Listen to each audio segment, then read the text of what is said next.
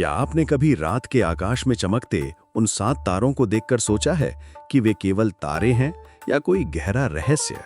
नमस्कार दोस्तों, आप देख रहे हैं कथा रीलोडेड, वो चैनल जहां हम पुरानी कथाओं को एक नई और आधुनिक दृष्टि से देखते हैं।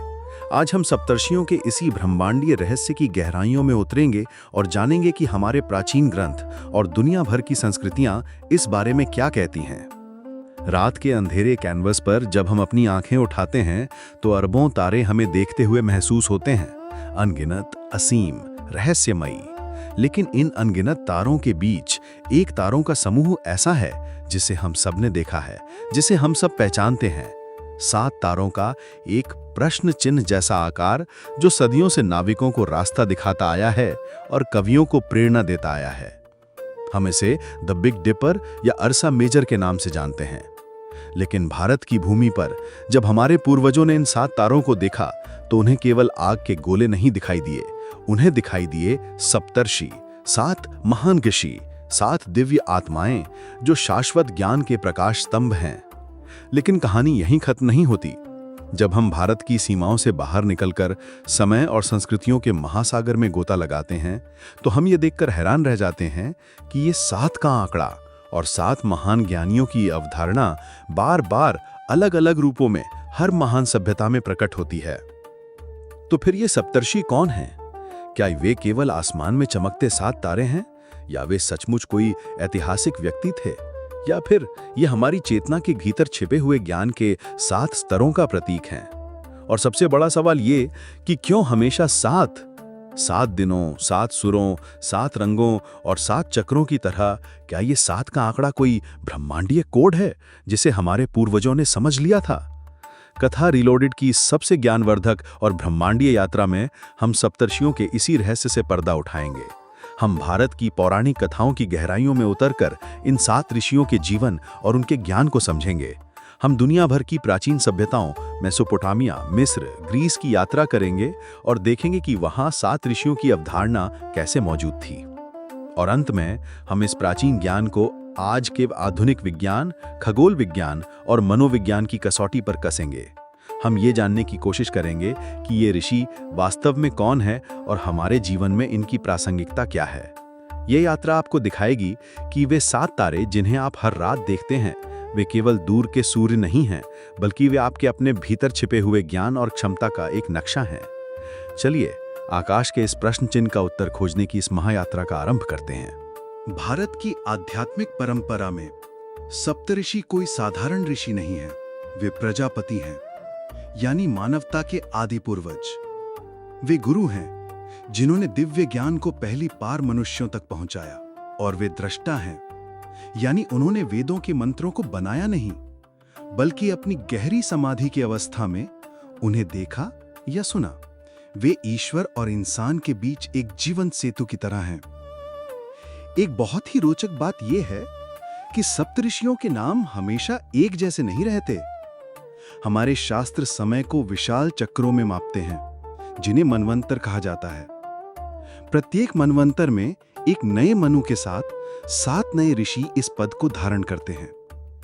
यह दिखाता है कि सप्तऋषि किसी व्यक्ति का नाम नहीं, बल्कि एक पद है, एक जिम्मेदारी है जिसे सबसे योग्य आत्माएं धारण करती हैं। हम अभी 7वें मनवंतर में जी रहे हैं, जिसे वैवस्वत मनवंतर कहा जाता है। और इस युग के सप्तऋषि हैं कश्यप, अत्रि, वशिष्ठ, विश्वामित्र, गौतम, जमदग्नि और भरद्वाज।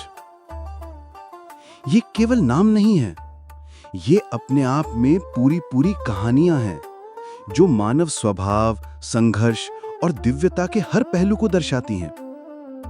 आइए संक्षेप में इन 7 महान चेतनाओं के जीवन सागर में एक डुबकी लगाते हैं।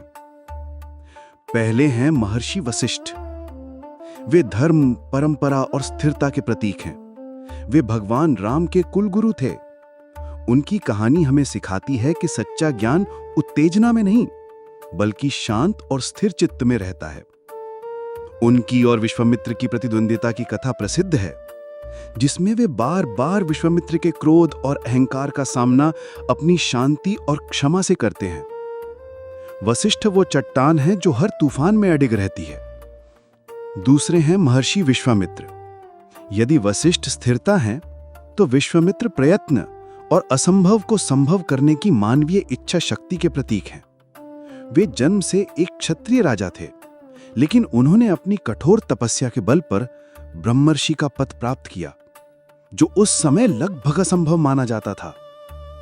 वे हमें सिखाते हैं कि जन्म नहीं, बल्कि कर्म और संकल्प ही व्यक्ति को महान बनाते हैं। विश्व प्रसिद्ध गायत्री मंत्र के दृष्टा भी विश्वामित्र ही थे। उनकी कहानी संघर्ष, क्रोध, वासना, मीन का प्रसंग और अंततः विजय की एक प्रेरक गाथा है। तीसरे हैं महर्षि कश्यप। उन्हें प्रजापति के नाम से जाना जाता है, यानी प्रजातियों के स्वामी। उनकी विभिन्न पत्नियों से ही देवताओं, असुरों, गंधर्वों, नागों और लगभग सभी जीव जंतुओं की उत्पत्ति हुई। वे हमारे भीतर मौजूद सभी अच्छाइयों, देवताओं और बुराइयों, असुरों के मूल स्रोत का प्रतीक हैं। उनकी कहानी हमें सिखाती है कि सृजन में द्वैत अंतर्निहित है और हमें अपने भीतर की इन दोनों शक्तियों को समझना होगा। चौथे हैं महर्षि अत्रि।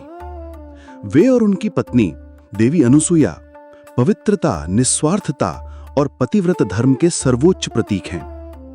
उनकी पवित्रता की परीक्षा लेने के लिए जब त्रिदेव ब्रह्मा, विष्णु, महेश स्वयं साधु वेश में उनके आश्रम आए, तो देवी अनुसुईया ने अपने तपबल से उन तीनों को छोटे छोटे शिष्यों में बदल दिया।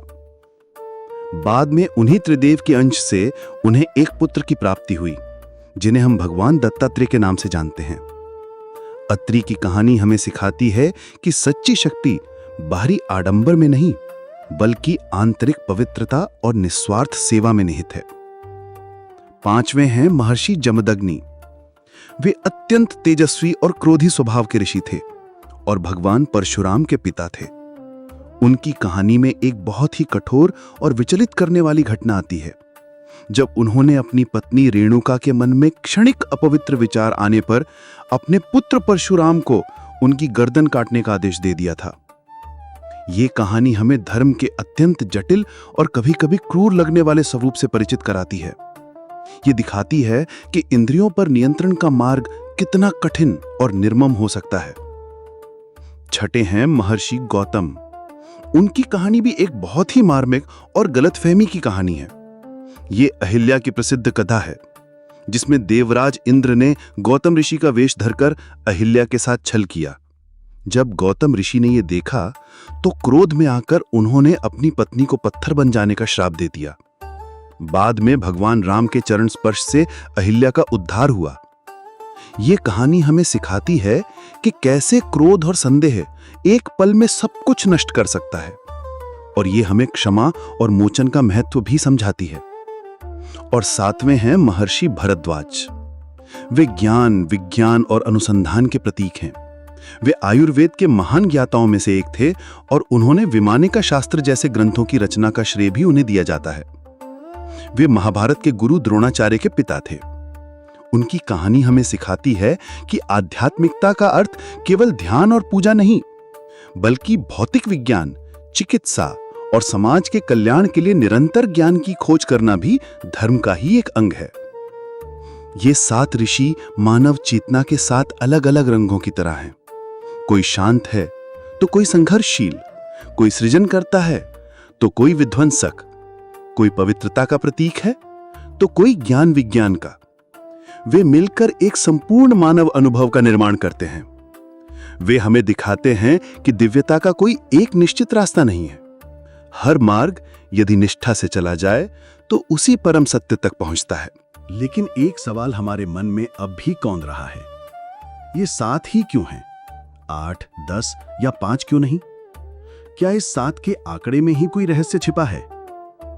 जब हम अपने आसपास की दुनिया और अपने भीतर के ब्रह्मांड को देखते हैं, तो ये 7 का आंकड़ा एक जादुई कोड की तरह बार बार हमारे सामने आता है।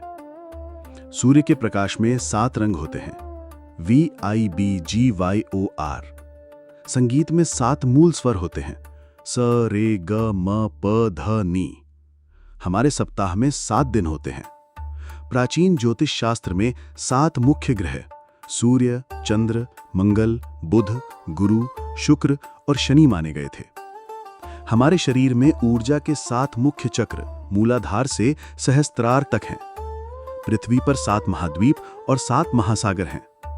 हिंदू विवाह में 7 फेरे और 7 वचन होते हैं। ये सूची अंतहीन है। ऐसा लगता है मानो ये 7 का आंकड़ा सृष्टि की संरचना में ही बुना हुआ है। ये पूर्णता और एक चक्र के पूरा होने का प्रतीक है।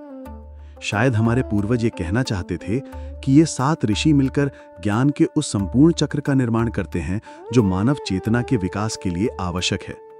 विज्ञान के इंद्रधनुष के 7 रंग हैं, वे चेतना के संगीत के 7 स्वर हैं।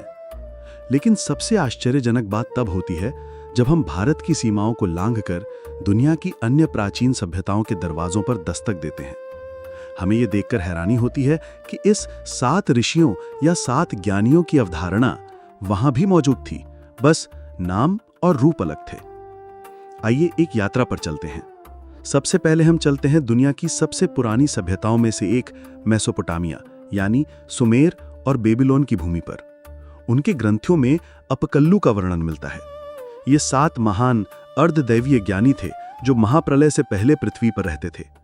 कहा जाता है कि वे समुद्र से आए थे और उन्होंने ही मानवता को सभ्यता, संस्कृति, लेखन कला और कानून का ज्ञान दिया था। उनके नेता का नाम ओएनएस था, जो एक मछली मानव जैसा दिखता था।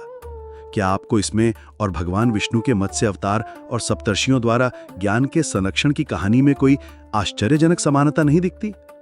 दोनों ही कथाओं में 7 ज्ञानी हैं, दोनों ही महाप्रलय से जुड़े हैं और दोनों का ही उद्देश्य मानवता को ज्ञान प्रदान करना है। अब हम चलते हैं प्राचीन मिस्र।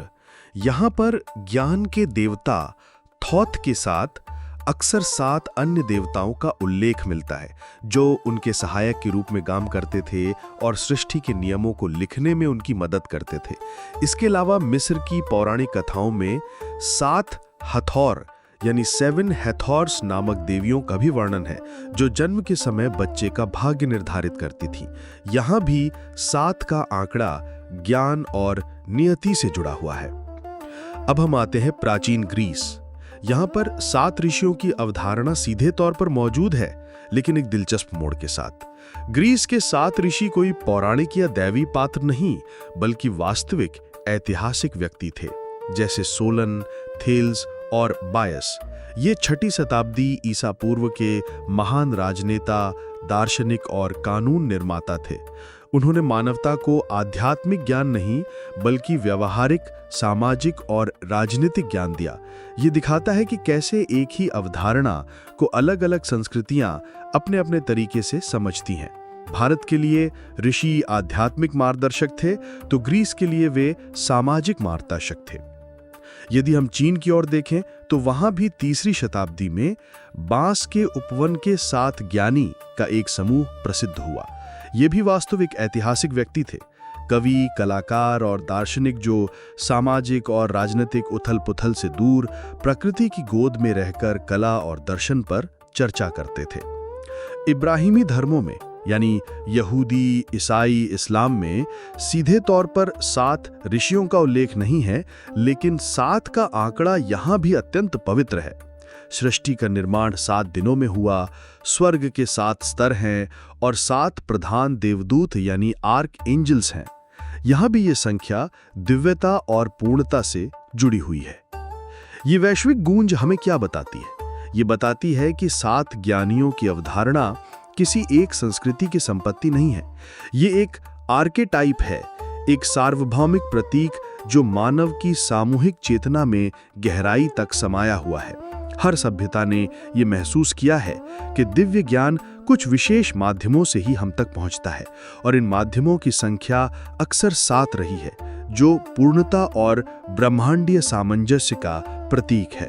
अब तक हमने पौराणिक कथाओं और ऐतिहासिक समानताओं की यात्रा की, लेकिन कथा रीलोडेड का उद्देश्य केवल पुरानी कहानियों को दोहराना नहीं है, बल्कि उन्हें आज के आधुनिक दृष्टिकोण से समझना है।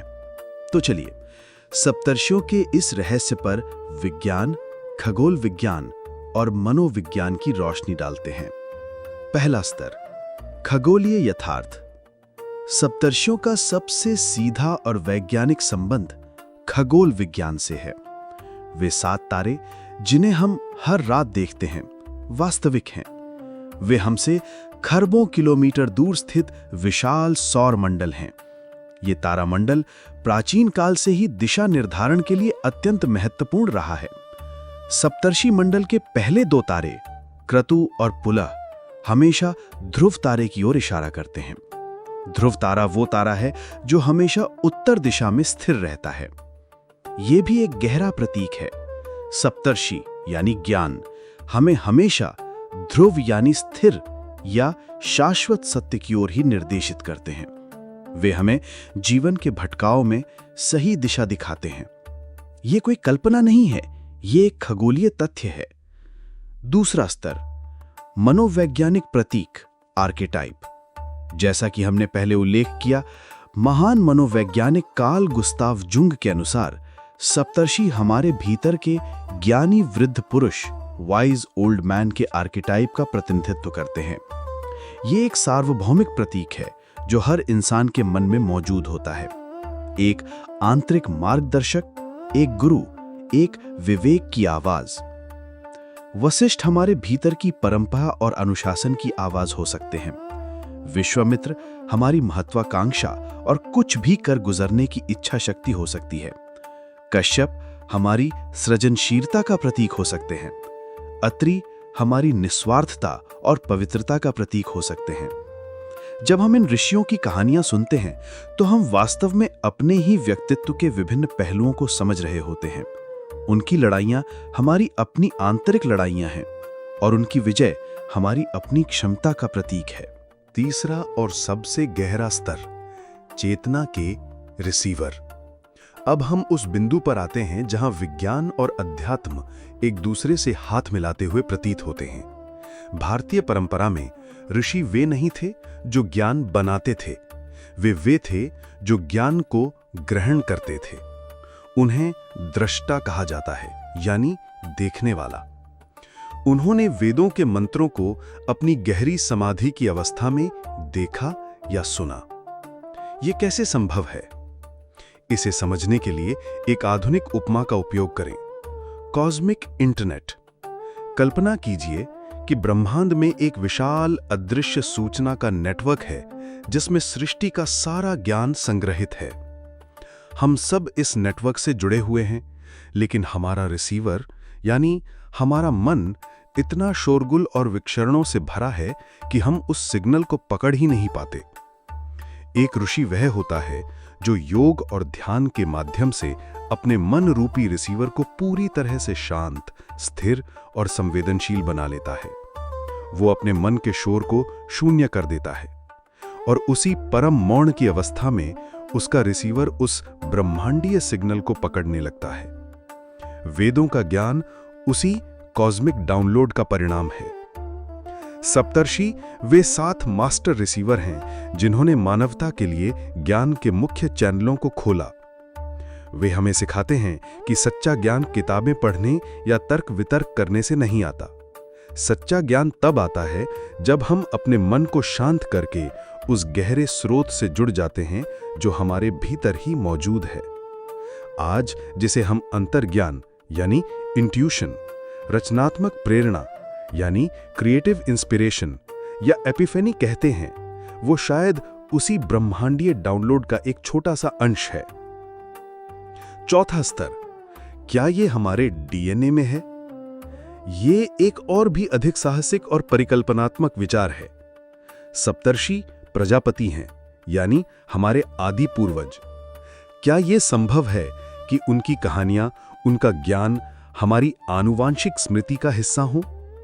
क्या हमारे डीएनए में केवल शारीरिक गुणों का ही नहीं बल्कि चेतना के पैटर्न का भी कोड छिपा हो सकता है? ये एक ऐसा क्षेत्र है जिस पर विज्ञान अभी काम कर रहा है, लेकिन ये विचार यत् पिंडे तत् ब्रह्मांडे के सिद्धांत को एक नया आयाम देता है कि ब्रह्मांड का इतिहास हमारे अपने शरीर की हर कोशिका में लिखा हो सकता है। इस प्रकार सप्तर्षि एक बहुआयामी सत्य हैं। वे भौतिक तारे भी हैं, वे पौराणिक पात्र भी हैं, वे मनोवैज्ञानिक प्रतीक भी हैं और वे चेतना की उच्चतम अवस्थाओं के प्रतिनिधि भी हैं। इस प्रकार सप्तर्षियों की ये कहानी आकाश में चमकते 7 तारों से शुरू होकर दुनिया भर की सभ्यताओं की यात्रा करती हुई अंततः हमारे अपने ही मन की गहराइयों में समाप्त होती है। यह हमें दिखाती है कि कैसे खगोल विज्ञान, पौराणिक कथाएं, मनोविज्ञान और आध्यात्मिकता एक ही सत्य के अलग-अलग पहलू हैं। वे 7 ऋषि एक शाश्वत अनुस्मारक हैं कि ज्ञान की खोज ही मानवता की सबसे महान यात्रा है। वे एक प्रकाश स्तंभ हैं जो हमें अज्ञान के अंधकार में रास्ता दिखाते हैं, और सबसे बढ़कर वे एक दर्पण हैं जिसमें हम अपनी ही दिव्य शक्ति का प्रतिबिंब देख सकते हैं। कथा रीलोडेड पर हमारे साथ इस ब्रह्मांडी और आंतरिक यात्रा के लिए धन्यवाद। याद रखिएगा, हर कथा एक नई दृष्टि। यही है कथा रीलोडेड। हम जल्द ही मिलेंगे एक और रहस्यमयी और ज्ञानवर्धक कहानी के साथ। तब तक के लिए नमस्कार।